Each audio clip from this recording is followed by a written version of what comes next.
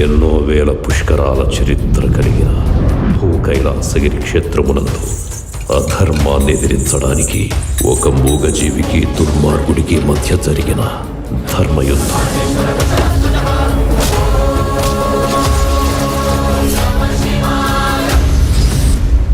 అయ్యో చక్కగానే ఉండవులే. సంతలో నీ కాబోయే మొగుడేవి లేళ్లే. పదపోదాం.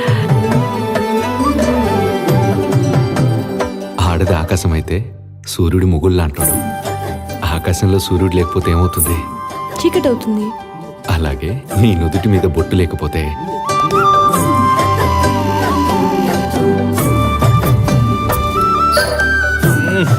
బిడ్డను తలసి మీరు చేస్తుంది.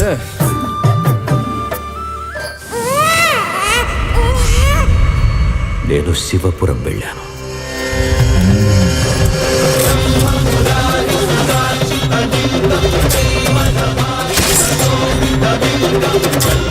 గొప్పలు గూడు కట్టాయిరా.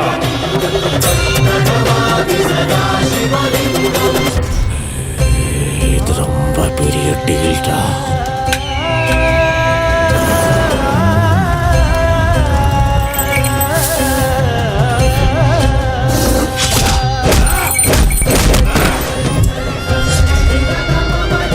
ఆడి తల తీసుకొచ్చి నా కాళ్ళ దగ్గర పడే.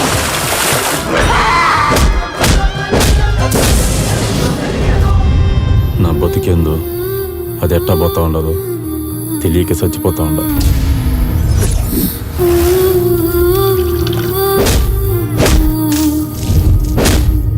ఆట మొదలు పెట్టావా శివయ్య?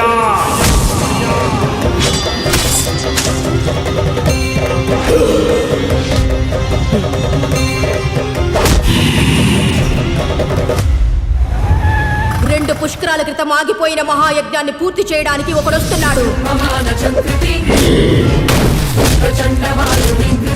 ఆగిపోయిన భస్మాభిషేకానికి ఆరంభం. నందిని తుటి అంశతో పుట్టిన వాడిగా సవన్నిరా.